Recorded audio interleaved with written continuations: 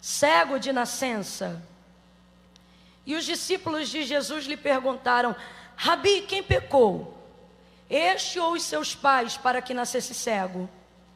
E Jesus respondeu: nem ele pecou, nem os seus pais, mas isto aconteceu para que se manifestem nele as obras de Deus. Devemos fazer as obras daquele que me enviou enquanto é dia. A noite vem quando ninguém pode trabalhar. Enquanto estou no mundo, eu sou a luz do mundo. E tendo dito isto, cuspiu na terra, fez lodo com a saliva e aplicou nos olhos do cego. E disse: vai, lava-te no tanque de Siloé, que significa o enviado. E o cego foi, lavou-se e voltou vendo.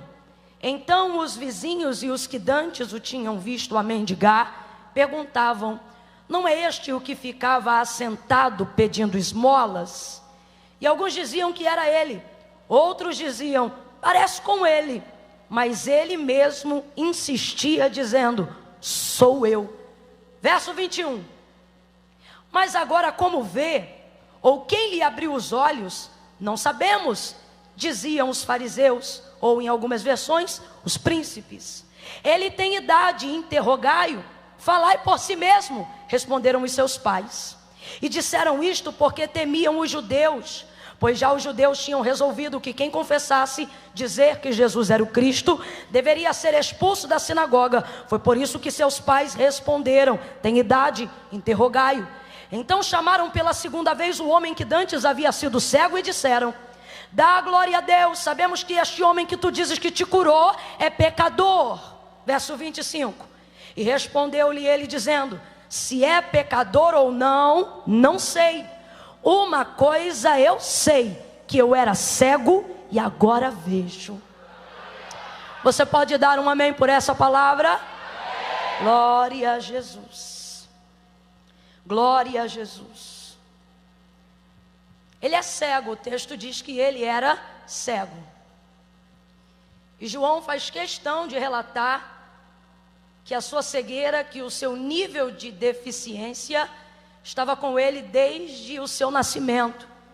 Eu acredito que ele faz isso porque, apesar de não haver coisa alguma difícil para o Senhor fazer, a verdade é que nós reagimos de maneira diferente, de acordo com a proporção da nossa dificuldade diante da impossibilidade de alguém, não da de Deus. Porque para Deus, que diferença há entre curar uma enxaqueca e levantar um paralítico da cadeira de rodas? Absolutamente nenhuma. Mas a gente reage completamente diferente diante dos dois milagres. Alguém pega o microfone e diz assim: irmãos, eu quero glorificar a Deus porque eu estava com muita dor de cabeça já há alguns dias e remédio nenhum sanava e tirava a minha dor, mas hoje, enquanto a adoração ia fluindo, enquanto nós cantávamos louvores a Deus, de repente estancou a dor de cabeça. E algumas pessoas vão dizer: glória a Deus. E a reação é completamente diferente se de repente alguém que a igreja conhece, que hoje está numa condição de cadeirante, e de repente alguém que você vê assim há tanto tempo, ou de nascença vindo à igreja, daqui a pouco começa a correr de um lado para o outro dentro do templo. O culto não vai acabar, porque a gente fica impactado diante da grandeza daquilo que Deus realiza. Não porque é diferente para Deus, mas porque nos impacta de maneira diferente, porque é impossível para nós, é difícil para nós. Então não é à toa que João deixa claro que a cegueira desse homem é de nascença. Por exemplo, capítulos anteriores, se não me engano, por volta do capítulo 6, Jesus vai ter acabado de curar um cego que estava na aldeia de Betsaida, mas não há tantos versículos que se estendam acerca da cura desse cego. É um milagre tão extraordinário quanto, na verdade, é a execução e a operação de um milagre na mesma área da deficiência. Mas por ele não ser cego de nascença, não há tanta ênfase no texto. Jesus o cura da mesma maneira, não faz lama, mas cospe diretamente no olho do cego. E às vezes a gente até olha rapidamente o texto e pensa assim: nossa, que coisa desagradável, como é que Jesus cospe assim na cara de alguém, na face de alguém? Quando na verdade Jesus não está cuspindo no homem, Jesus não está cuspindo no cego, Jesus está cuspindo na sua cegueira. Camila, e tem diferença? Tem diferença, Você sabe que a manifestação da saliva de maneira pública, você sabe que a exteriorização da saliva diante de alguém é o maior nível de desprezo que alguém pode se comportar diante de outra pessoa. É cuspir, seja diante dela ou seja nela. Então, na verdade, quando Jesus lança cuspe nos olhos do cego lá de Betsaida, ele não está dizendo eu desprezo você. Ele está dizendo a sua deficiência que te humilha, que te diminui, não é nada diante de mim, eu desprezo ela. Eu diminuo ela. Então todas as pessoas que querem viver um nível de cura, todas as pessoas que querem viver um nível de transformação, todas as pessoas que querem viver uma experiência profunda, impactante com Jesus, precisam estar disponíveis para um nível de exposição. De exposição da sua deficiência, de exposição da sua ferida, de exposição daquilo que te diminui, de exposição daquilo que te afronta. Só que quando Jesus faz isso, ele não está dizendo eu humilho você, ele está dizendo eu humilho o que te humilha. Ele não está dizendo eu desprezo você, ele está dizendo eu desprezo o que tem tentado te desprezar. Agora vamos então novamente para o cego de nascença. E por que escolhemos ele e não o cego de Betsaida? Pelo mesmo motivo que eu acredito que João deu mais ênfase a ele do que ao cego de Betsaida. Essa palavra corresponde muito à realidade, à nossa realidade nos nossos dias. Porque você sabe que as maiores deficiências não são aquelas que a gente carrega e aparenta do lado de fora. E você sabe que tem um jargão popular aí que resume com exatidão aquilo que eu estou tentando dizer. A gente sempre vive reproduzindo por aí, para gente que aparentemente enxerga muito bem, mas não vê o próprio erro, não vê o defeito, não vê pecado, não se conserta. E a gente vai dizendo por aí, o pior cego é aquele que não quer ver. E na verdade quem transmitiu isso biblicamente para nós foi o próprio Jesus que deixou isso claro. Não só nesse texto, um pouco mais no final do capítulo 9, mas em outras oportunidades estando diante dos fariseus, dizendo que os cegos não são os que não veem, mas são os que vendo não enxergam. Ele falou isso em outras áreas que nós julgamos serem as piores deficiências e para Jesus não significam nada que seja relevante para a salvação e para que vidas sejam impactadas por intermédio delas. Por exemplo, ele usou a mesma expressão para os surdos e ele disse: os piores surdos não são aqueles que não ouvem, mas são aqueles que ouvindo não praticam aquilo que escutam. E aí você está sentado aí agora e está dizendo: irmã Camila, e o que será que isso tem a ver comigo? Talvez você seja hoje aqui alguém que está passando por um momento de paralisia. Talvez você tenha alguma deficiência visual, auditiva, qualquer área da sua vida. E você pensa: eita, que hoje vai me pegar. Mas na verdade o nosso propósito hoje não é falar sobre as deficiências que aparecem do lado de fora, mas aquelas que nós carregamos desde que nascemos. E quando falamos das deficiências que nós carregamos, oh glória a Deus. E quando nós falamos das deficiências que carregamos desde que nascemos, eu me pergunto se haveria alguém aqui com ousadia o suficiente para se levantar e dizer: eu sou perfeito. Eu me pergunto se teria alguém aqui nessa noite que uma vez que acha que vê bem, que uma vez que nunca teve um problema de audição, que uma vez que todos os seus órgãos funcionam perfeitamente, tem a ousadia de levantar aqui agora e dizer: Camila, eu não tenho defeitos. A palavra do Senhor é fiel e o que Jesus disse, e é disso que nós estamos falando, é que aquele que diz que não peca já pecou, porque é mentiroso. Todos pecaram e destituídos foram da glória de Deus. Camila, mas eu não me lembro. Se você não lembra do pecado que você cometeu, pode se lembrar do pecado que Adão introduziu você. Camila, eu não vou fazer isso porque eu não quero me martirizar. Nem eu quero que você se martirize, mas eu quero que você passe a valorizar a graça que está sobre a sua vida. Paulo vai escrever a carta aos Romanos e vai tipificar com maturidade o que a gente está tentando expressar aqui nessa noite.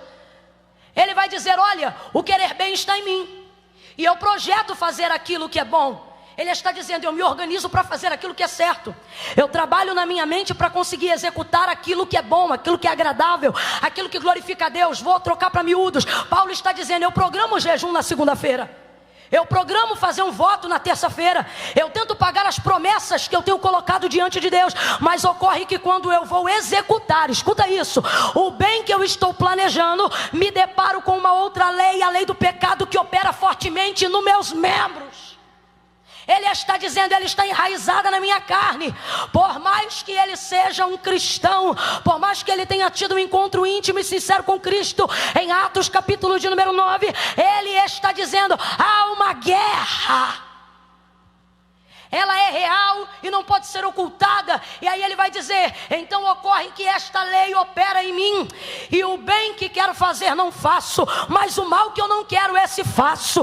Ele está dizendo, eu planejo para fazer o bem, e sem que eu tenha planejado para fazer o mal, já fiz. Quem controla um pensamento? E a Bíblia diz que o pecado já está ali na sua conceição. Mas o texto não termina com desgraça.